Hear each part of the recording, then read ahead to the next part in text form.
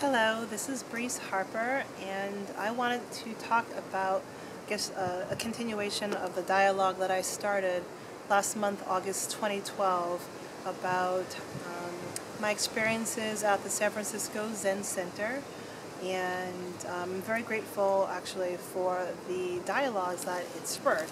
I had originally posted it on my own private blog just as a safer space for me to talk about issues of race and whiteness. I use that space because, it's my own personal space.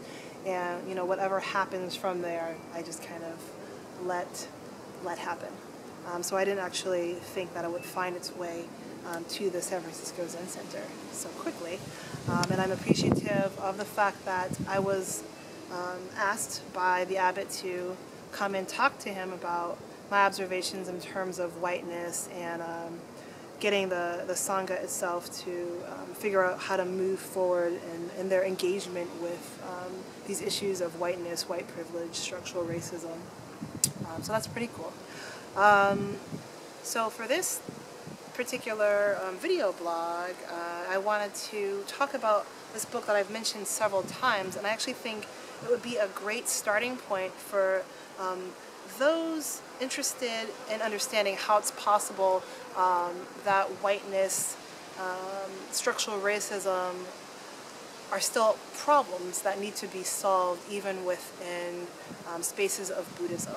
And I say even because I know there has been an assumption that people or communities that have been practicing the precepts of Buddhism, especially those communities that are predominantly white, that they would collectively be mindful enough to even, think about the actions of the behavioral patterns of white privilege and whiteness. So I wanted to let people know that whether it's a Sangha community, whether it's a predominantly white university,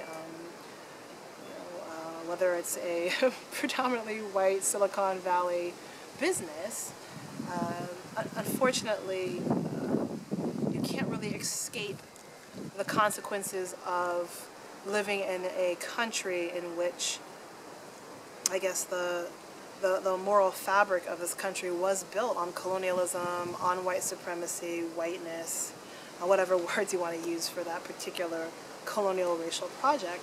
And that as much as, people as individual white racialized subjects who feel that they are liberal or progressive, as much as they want to believe that, no one is 100% exempt or exonerated from those consequences of the racial colonial project. And those consequences, were racism, white supremacy, chattel slavery of Africans, and then, we've got Jim Crow, just so much of that. And then we also have these issues in a post-2000, Obama era. And a lot of what people understand race and whiteness to be, and white supremacy, and people, the collective demographic of white racialized subjects, they still have this, at least in my work. I'm about to get my PhD in these critical studies of race and whiteness. There's this underlying theme that racism and white supremacy is an overt individual act, such as lynching black people, such as joining the KKK. And it's a particular type of literacy that I'm understanding from this demographic that's from a 1960s perspective of race relations. And unfortunately, that's about 50 years,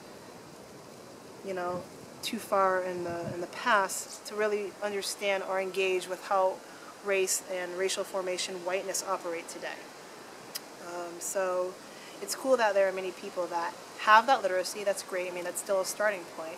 But I'd offer that you engage in the more up-to-date media, books, workshops, talks about the new forms of racism, new forms of whiteness, how racism and whiteness themselves actually been globalized, and how it's actually embedded in neoliberal capitalism, globalized capitalism, whatever phrases you want to use to kind of explain how capitalism as it's expanded on a global level, how that operates.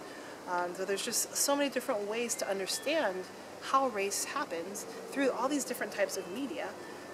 And one of the media that I've encountered that I think would be great for the Buddhist communities is this book called Race and Religion in American Buddhism, White Supremacy and Immigrant Adaptation. And it's by Joseph Chia. He did his graduate work in the Graduate Theological Union here in Berkeley, and he's now a professor in Connecticut. But the book is very good, and what I want to start by saying right off the bat is that he explains that he's critiquing the system of whiteness. He's not critiquing white people. He's not hating on white people. He's explaining the system of whiteness, and not to confuse the difference between whiteness and white people.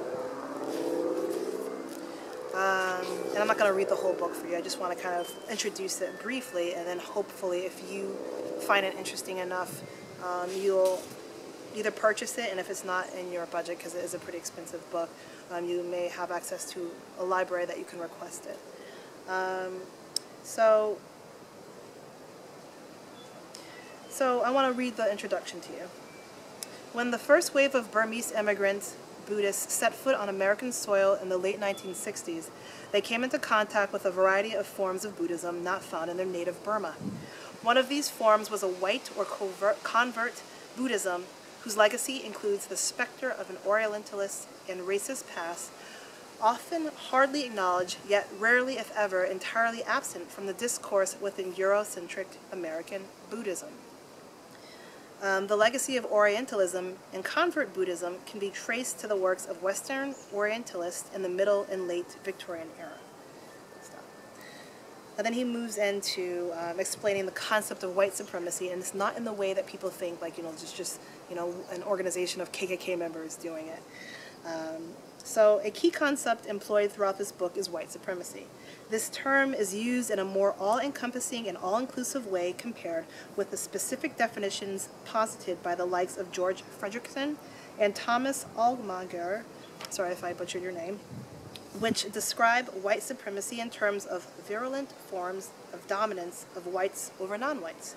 A more useful definition of white supremacy, or one that does not negate the less visible, subversive, yet equally damaging forms of white supremacy, is that of Laurie Pierce, who defines it as the conscious or unconscious promotion and advancement of the beliefs, practices, values, and ideals of Euro-American white culture, especially when those cultural values are represented as normal. This definition is based on the hegemonic assumption that Euro-American values, ideals, beliefs, and practices have become the norm according to which other cultures and social practices are judged, objectified, and consequently relegated to the margins. In situations involving the appropriation of Asian Buddhist practices, such as meditation, in particular by Euro-Americans, the ideology of white supremacy becomes a fitting description in which to unfold and amass power and privilege rooted at the level of white normativity. In other words, as it relates to American Buddhism or a Western arrangement of modern Buddhism, in most instances, white supremacy operates in the United States as an invisible standard of normality for many white Buddhists and sympathizers. The values and attitudes of white supremacy are often embodied by many white Buddhists and sympathizers, even if they do not embrace racism as prejudice or discrimination, per se. Hence, in this book, I investigate how the racial ideology of white supremacy has been played out in the two drastically different ways by which convert Buddhists and sympathizers and Burmese ethnic Buddhists have adapted Buddhist religious practices to the American context.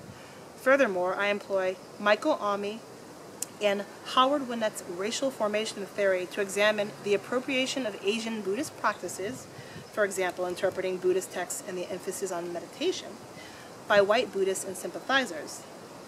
This volume also links Ling Ching Wang's dual domination paradigm to provide an adequate groundedness when discussing the adaptation of Burmese Buddhist practices by Burmese immigrant Buddhists to the American context. Now, I do understand that he's actually referring to a different type of Buddhism, not the Zen Buddhist community and practices that I observed, the observations I made a few weeks ago. But overall, this book really can be used in any of the I think the Buddhist sanghas throughout the United States that are white dominated.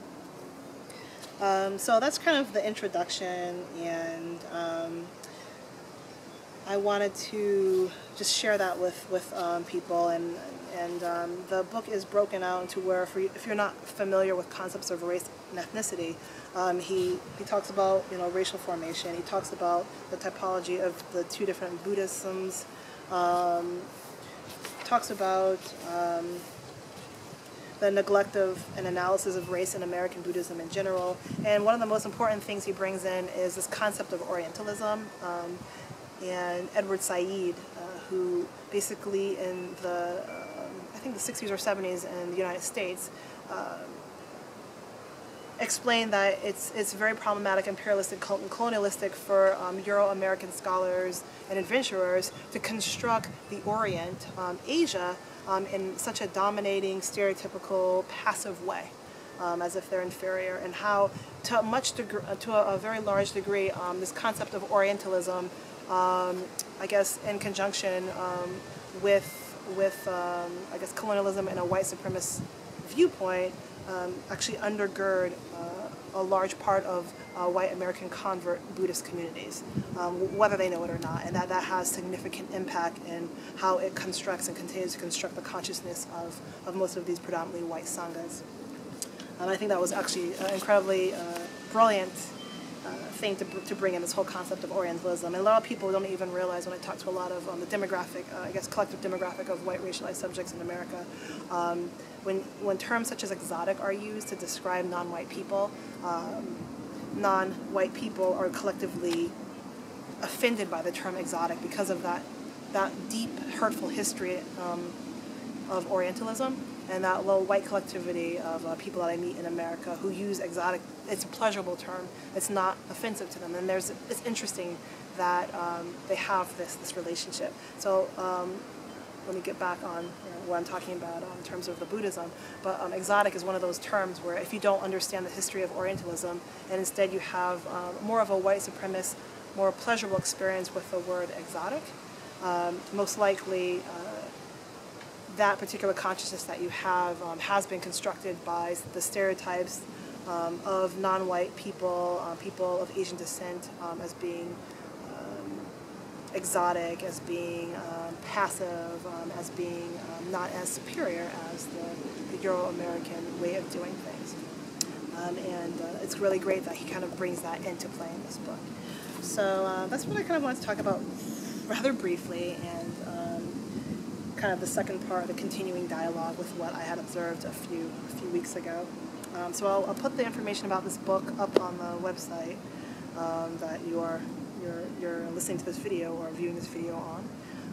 And you can tell me what you think, what's going on. I would love for people to join me in reading this book, and maybe in about a few months I'll ask, once the dissertation has been handed in, I can have a book reading club, online. We all talk about this in our sanghas and what it means, and to be loving and compassionate and mindful, and that we're going to observe our own emotions through this process, and understand that this type of transformation, especially around this concept of white privilege, can be difficult for all parties, and that I hope that we can adhere to our precepts that we've committed ourselves to, and be loving and kind to all the spirits engaged in this process of just becoming more loving human beings and more open.